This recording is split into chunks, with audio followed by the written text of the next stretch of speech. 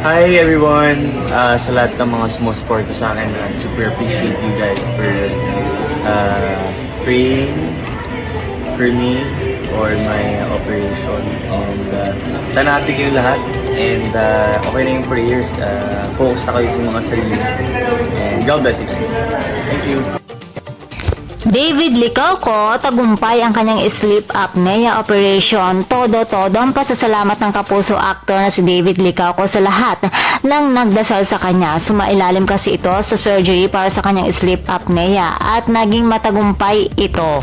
Sa social media ng aktor, nagbigay ito ng update matapos ang kanyang surgery at ayon sa kanyang post, tapos na. Salamat sa lahat ng nagdasal po. I appreciate you all. Ang sleep apnea ay isa itong sleeping disorder na kung saan habang natutulog ang isang tao ay paulit-ulit itong tumitigil sa paghinga.